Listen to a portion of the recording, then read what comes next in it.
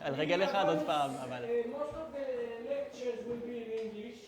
Some of them will be with a summary in Hebrew for a few that do not understand well English. Some will, you can translate to Shimon, for example. And we have here a visitor, a very distinguished professor, a German professor, but a professor in Newcastle in the United Kingdom. We have a Emeritus from Holland, friend, in the morning. They've been speaking scientific. And we have here a PhD student from India, Kriti, who started here and then moved to Haifa for various reasons. And I think anybody else doesn't know Hebrew, but it doesn't matter. There are three here that do not know Hebrew, and therefore we speak in English. There will be one lecture in Hebrew only, that will be Arieh stuff, and there will be one lecture in Hebrew that will maybe summarized in English, Arieh Botenheim, and I will, Hillel came, hey Hillel, how are you? It's a bad day, huh? So I think we start straight away, and then we'll go, we'll see how it goes. The last lecture, very, very excellent, Dr. Michal Lamir, a week ago she broke her foot and she's sitting on a chair. And I tried very hard to tell her that there is no problem, but there is, apparently. So, thank you for coming. You will be, I'm sure you will be excited by these lectures. Each of the lectures is controversial. And that is my view of doing good science, as I said it in the morning, being controversial, arguing, accepting or not accepting, whatever, but you listen something, most of you may know, some of you may not know. Just listen and then ask questions. We have half an hour extra, so each one can speak a little bit longer, plus questions. Thank you again. Nissim, most of you know, he's, well, shall I say, you close your ears. Very, very talented, to say the least. PhD in biology, could have been a professor in France for many years already, but he doesn't want to leave the country. It's one of those. And he is now, for the last 5 or 6 years, something like this, Yes. busy with culture, Jewish culture, let us put it that way, in general. Yes. You want to say? Yes, okay. Okay. So now, today he's also an expert on evolution. Yes, one of the reasons I am not professor, maybe it is what I will call you now. Okay. So I will try with a quotation from François Jacob, Nobel Prize in Medicine and Biochemistry. In the Logic of Life, a book that he published in 1970, so it's a quotation: like the other science, biology has lost today its illusion. It does not look anymore for truth, it builds its own. Okay, it's very strange because François Jacob does not tell that as a criticism, but he's very proud of it. So we have a problem here. Because science is not expected to build its truth, it's expected to look for truth. Okay, what is to the eyes of a scientist, the building of truth is religion. Okay, so we have here a question: what has to do religious consideration in science in the mouth of a Nobel Prize? Okay, so first of all, we will rapidly ask what is a scientific question, what's scientific theory. Scientific theory is a theory that comes from observed diversity, from which we build some common principles. And what differs from scientific theory to other theories or other way of thinking is that you can ask, you can verify or you can experience and test your idea or theory by experience. So scientific truth is a dialogue between the idea and reality. Okay, it's very simple, everyone agree. So the main criterion for scientific theory is testability. So you can test it by experience, that's all. Okay, so now we will look for the fundamentals of biology to see if something in these fundamentals is wrong with this axiom or principle. So let's go far to the birth of scientific biology, Lamarck. Lamarck is the father of the concept of biology, the term biology, and is a founding father of scientific biology because he unified all the fields.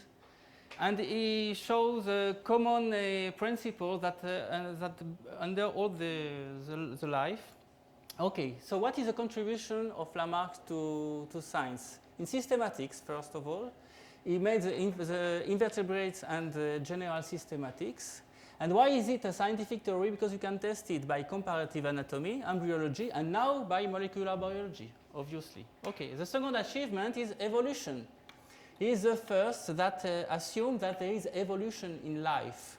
So he built an evolutionary tree of life for the first time.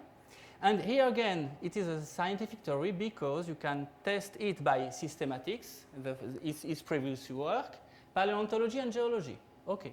The third achievement of Lamarck is a theory about mechanism of evolution. And his mechanism is well known. It is adaptive transformations that become inherited. It means that during life of organisms, there is change in relation with the environment, and some of these change, not all of them, may be inherited, and like that you have an evolution. Okay. Here again, it may be tested by physiology, embryology, and ecology. Okay. So all these questions are scientific, maybe scientifically be tested. Okay. What happened? What happens? Systematics, history has found to be founded, really founded. Now we are using it, everyone. It was improved, but the fundamentals were from Lamarck. Evolution too. Okay, everyone agrees that there is evolution in life science, at least for scientists. And the third one, mechanism of evolution, it was surprisingly rejected as non-scientific. And it's very strange because a scientific theory may be wrong or may be true. So it's no matter. Is it scientific if you can test it? Okay. So the claim that the theory of mechanism of evolution of Lamarck is not scientific is very strange. Okay. It is an anomaly. And the other anomaly is that this rejection as non-scientific develop in all the achievements of Lamarck work, and all the Lamarckism, all his achievements were considered as non-scientific. So it is something very strange. Biology overcome a flood. From the birth of scientific biology, we have a new birth of biology with Darwin. 50 years after. Darwin made change all the fields of biology. At his time, evolution, ecology, and genetics after that. And until now, Darwinism is considerably influencing all the fields of biology, even molecular biology, microbiology, cell differentiation, immunology, and so on. We can say that all the biology today is Darwinistic biology. Okay, so how did it do that? It is extremely outstanding situation that suddenly someone come and make a flood. So let's see what were the achievements of Darwin, and we will try to understand what happens here. Okay, systematic. He worked in systematics. He did a classification of Cirripeda, barnacles. Okay, so he spoke about the theory of evolution too. He wrote about that. Transformation of species, and he gave a mechanism of evolution. Everyone knows that it's a natural selection. Now let's see. His first achievement, systematic, was not so good. His classification of barnacles is not accepted now, and even at his time it was criticized. So it is obviously not the reason of the flood. The second achievement, evolution, was already known. It was Lamarck. So it cannot be the reason of the flood. The third achievement, natural selection is the theoretical novelty. So now we will see why it did such a flood in biology. For that, it may be interesting to see one of the first reviews of the origin of species of Darwin in 1860, excuse me. Okay, the main problem it was from Auguste Logel, scientist, historian, and philosopher. He wrote, the main problem of the theory, evolution by natural selection, the author acknowledges it, is the absence of evidence justifying it. It is always question of observations that should be further developed. We should wait for the detailed treatise that Mr. Darwin promises to publish soon in order to form a definite opinion about his theory. Okay. Well, so we learned that Darwin acknowledged that it is not enough what he wrote in Origin of Species, and he promised a new book. This new book has not come. What we know now and from Darwin to today, the main book about his theory of natural selection is The Origin of Species, this first book. Okay? So something is missing. And what is maybe surprising, how with such a situation, Darwin's success in his flood, in his resetting biology. Okay? So we will see that it's not incidental that Darwin did not write a new complete treatise about his theory. There is a basic problem in the theory, in the logics. Okay, scientific truth, as we saw before, is built on theory at one side, okay, and verification. So you do a theory and you verify it after. Okay, so let's see what about Darwinism in this scheme. Darwinism, the theory says that the pre-adapted individuals are the most represented at the next generation. Okay, it's a theory, so the verification, you have to take the most represented individuals and to verify if they were the best adapted, okay? But the problem is that how can you decide who is the best adapted individual? The unique criterion that was maybe suitable in such a theory is the pre-adapted individuals are the best reproducers. Because if you say that it is a strong one or not a strong one or everything, there is no incidence at the next generation. The real factor for incidence to the next generation is the number of offsprings. Okay. So if you mix these two propositions together, you reach this sentence. The best reproducers are the most represented at the next generation. It's a triviality. It's not a scientific theory. Okay? So we have a problem. We can, with such a triviality, you can explain everything, but you cannot predict anything. Okay? It's an explanation, trivial explanation, universal, very simple to hand and to use, but it has no predictive value. You cannot discover something that you do not know even before. Okay? So all the Darwinians know that. It's very clear for everyone. But the theory was adopted instead of that. Why? There's some justification. The first justification of the theory that can shunt this problem is that there is no alternative. They explain that biology is not like physics. And biology has its own constraints, and it cannot be built as scientific theories in physics and in other science. So it is okay, it's non-testable, but it is the framework for theory, for scientific theory, even if it's not a theory by itself. It is true only if there is no alternative. But but there are some alternatives. For example, if you take the assumption that physiological adaptations are overcome, and that they can be overcome by the entire population, you can change the population without any consideration for overrepresentation or reproduction factors or anything like that. And in contrast with this theory, this one is testable. You can measure adaptation, you can measure who overcome that, and you can measure the next generation. Okay? So you can understand why Lamarckism was considered as a non-scientific theory, because it is the condition of existence of Darwinism. As soon as you have an alternative, a scientific alternative that is testable, you cannot assume that. There is not in the same way. The single way to accept Darwinism is to justify that biology is not like other sciences. Okay, the second justification, the most important and the main reason why most scientists support Darwin now is not because they read the book. It is for the fighting obscurantism.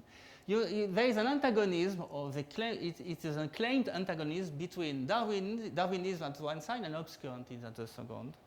This antagonism is the same as evolution against creationism, obviously, and science against religion. So we have two blocks, two pools, a pool of son of light and son of dark here. And obviously, scientists belong to the light, to the truth, and all that, so they have to be there. But there's a problem. Which one? Darwinism is not a theory of evolution, it's a theory about mechanism of evolution. It's not the same. So you can be evolutionist without being Darwinist. There is nothing to do. So you have to remove that from all your pool of ideology. And I think that all these linkages are not true. You can be scientist and religious. Now it's possible. You can be scientist and creationist. Darwinism, to my opinion, is creationist because you have all the time you have the hopeful mutants always present at all time. For me, it's a type of dynamic creationism, but it's my opinion. Evolution and religion, they are not antagonistic. So all this pooling is not founded. The third reason is that Darwinism is fundamental of rational biology. Why? Because Darwin assumes that blind variation at the origin of all the evolution. Evolution is the emergence of complex harmonious characters, but by random mutation no harmonious character may emerge spontaneously. You have to assume a gradual selection, gradual evolution to bring from blind variation to complex character. It is a necessity of Darwinism. You cannot do anything else if you assume blind variation, blind mutations. Okay, so if you have that, it is one of the conditions. It means that complex characters are the sum of elementary characters because what is selected is always elementary characters in Darwinism. Okay, so what it brings to Darwinism is the completion of Cartesian revolution biology. Descartes, the scientific revolution of Descartes was exactly that. Complex characters are the sum of elementary characters. Now Darwin gives the support of this view in biology.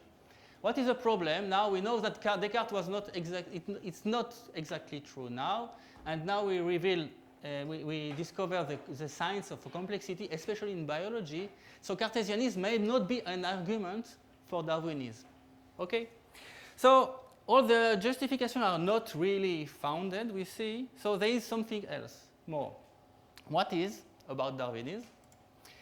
Let's see what Karl Popper about Darwinism. In the Unended Quest, he wrote like that about Darwinism. I intend to argue that the theory of natural selection is not a testable scientific theory, but a metaphysical research program. And although it is no doubt the best